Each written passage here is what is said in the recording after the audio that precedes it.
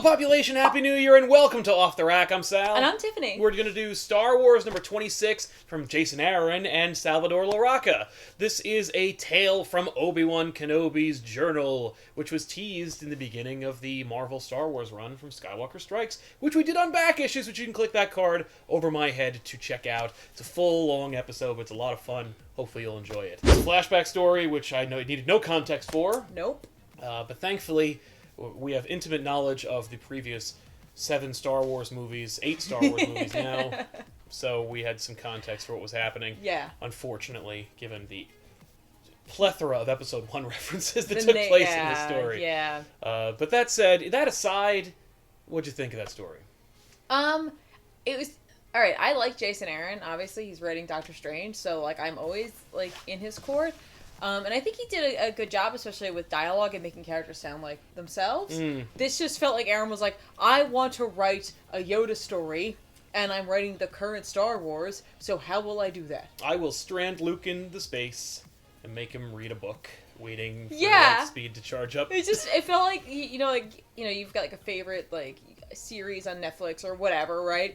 And, like, you get to this point where, like, I don't know, like the out of nowhere, they just all got bored of the main story and said, I want to do this now! Yeah. Yeah, that's exactly what this is.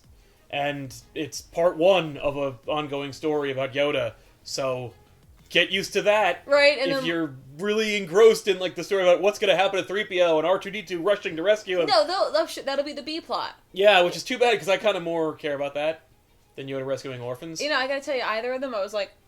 You're fine. Cool. Immediately he shows up, like, spoilers, and there's like those kids, and I'm like, this is like Thunderdome. But with Yoda in it. So it's like half a Master Blaster decided to save the children in the Outlands. Yeah. For a lot of people it's like finally, because people love seeing Yoda kick ass. For me it's like, the less you see of Yoda the better. That's because I'm a purist. And that's what's kind of neat about this, is that, like, there are going to be people who really like this because they've been, like you said, like, they've been waiting for it, and then there's people like us who are like, okay.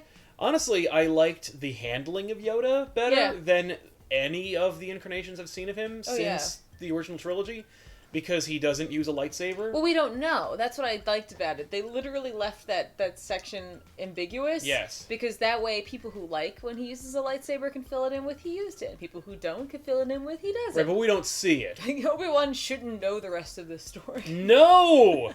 Like, Yoda's gonna talk about it afterwards? At what point does he have time to do that? Like, between the Clone Wars and between Phantom Menace, he's like, Obi-Wan, sit down you must, so I can regale you with the tale of when I was stranded on this random planet and rescued orphans I did. It was badass and cool I was. Like, that's not gonna happen. No, and maybe that's why we didn't see the fight. No. Well, I liked that idea, the idea that we don't see a lot of things and Obi-Wan just fills in the gaps being like, Yoda was awesome and cool. But, like, the whole time he's on a secret mission and he doesn't tell anybody about it, like, Obi-Wan should have no knowledge of that story. I'm sure they'll explain that. Like, Aaron's good about Yeah, that'll be a very simple... You know what it'll be? It'll be like, one day I will tell you about what happened. Right. Maybe when I'm a ghost or something. I did like Salvador Larroca's art. I thought it was fine. I thought, like, it really was cool. It paid homage to the John Cassidy art that I'm used to in Star Wars. Everything was consistent and pretty well rendered. I was not disappointed. I saw a couple of moments that were just literal recreations of scenes and cells from the movie. Mm-hmm. For instance, one of the shots was of Puppet Yoda from Episode 1. Right. And I know that shot, and I was like, oh no, don't do that puppet. That puppet's real bad. Yeah. And he kind of, like, blended the styles. I thought it was kind of fun. Look, you gotta make the book come out every month, and you gotta show characters that have been in these movies. You know, you only can imagine Yoda from a certain number of angles. Let's try and, like, cut corners here. That's fair. I get that. I didn't like it. I have this. Larroca, I noticed he was the only, like, artist. I mean, like, as in there was no inker. Yes. There were some moments where the inking suffered, especially in faces, especially with Han, especially when he's yelling at us. The Han moment was no. I was like, whoa, inking! What happened there? Again, that comes down to deadlines. You know, Yes. like, I get it. You only have so much time, especially if he's doing both aspects of it. Well, and showing you Harrison Ford's face and being like, he's Oh, got yeah. a weird face and it's hard to show. No, and, like, I get that. My biggest issue with the art is actually the coloring, which is done by Delgado. Yes. And everything that was inorganic was great. Right. Things that were organic, I was like, what the hell is happening? Every human being's face, I'm like, it's not my style. I don't like it. I didn't dig it at all. Interesting. There were a few moments with Yoda where I was like, oh, that looks okay. That looks pretty good. But like, there's just, I don't know. There was such a divide between like what the stormtroopers are colored like and what Vader was colored like and what like Leia and like Han and Luke's faces were colored like, and I was like, what is happening here? So that was very distracting to me. Interesting. Very distracting. Oh. Well, I found Aaron's dialogue for stormtroopers to be distracting because they spoke like regular people. And I don't mean like regular people in the Star Wars universe. You mean like... I've never imagined a stormtrooper or any character in the Star Wars universe to say dibs. Yeah. Which is a literal quote It is. From the book. Funny, I guess, especially if you hate 3PO, like Right. most people seem to. Like, dibs on shooting 3PO first. I get it, that's funny, without being a purist. Yeah. But it was also kind of weird. Yeah. And all the stormtroopers that were dealing with 3PO spoke like fans riffing in a Star Wars movie. Yeah. Star Wars number 26 is, I guess, a pretty fun jumping on point if you want to get into Star Wars now. I guess. I gotta tell you, I'm not gonna pursue this storyline, this No, arc. no, I'm like, down. I'm personally. done. I'm good. Unless you were like really interested in finding out more about what's happening in Star Wars.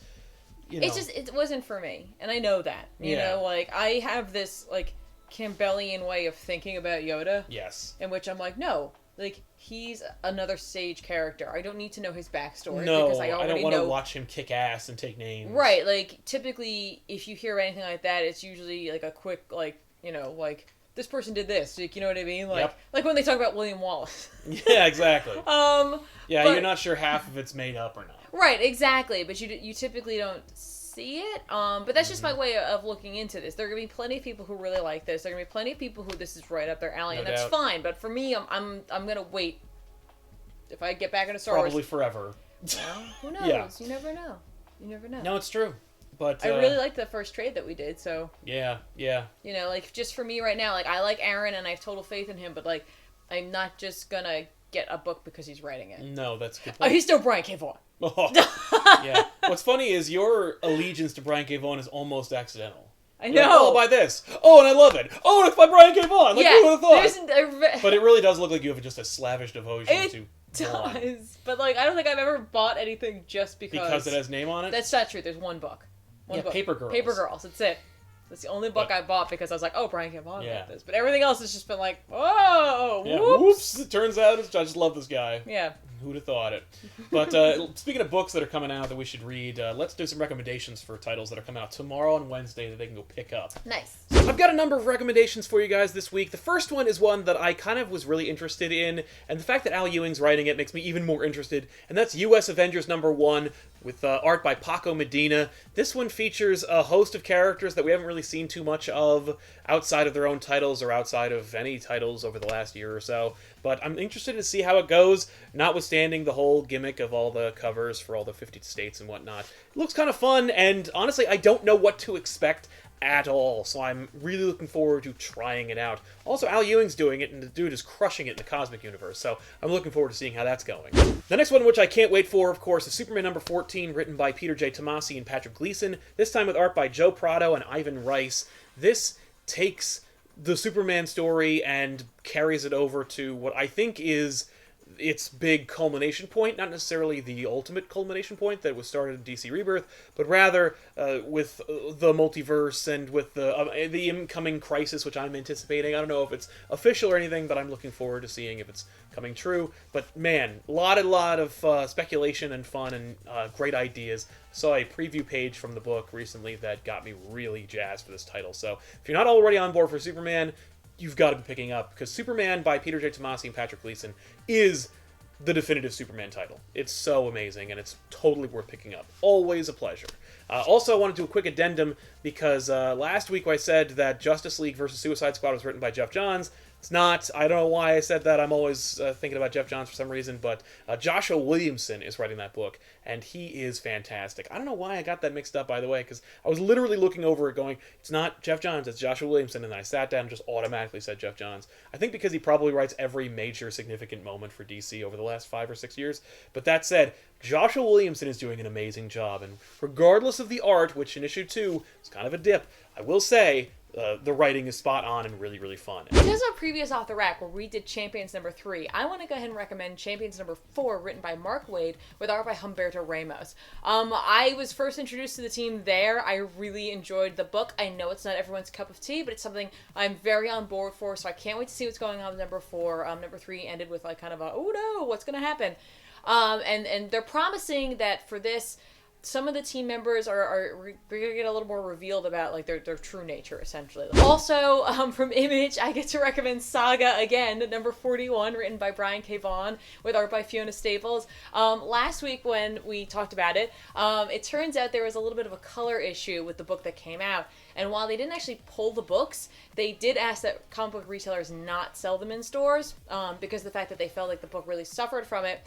So they went back to print. They've reprinted all of them, and they're putting them back out. And again, like, if you've already bought it, you've already bought it. But if you missed it, this week you can get a corrected color version of it. And, you know, they apologize for it because they have been on time with every Saga so far. So they're kind of upset that this put them off of their, like, spotless record. But, I mean, technically the book came out. It was on time. It's just they didn't care for the coloring. And to be fair, the cover is very, very dark. And a lot of the colors are very dark on the interiors as well. So again, like if you missed out on it, go grab number 41 this week, the corrected color version of it. There you have it, folks. Books you can pick up tomorrow on Wednesday that we recommend. I'm looking forward to finding out more about these titles myself because obviously 1 or 2 of them are number 1s. So here we go. But in the meantime, if you haven't already, check out the rest of the channel here on Comic Pop. We'll see you guys next week with another episode of Off the Rack. I'm Sal. And I'm Tiffany. Thanks a lot for watching, and Happy New Year.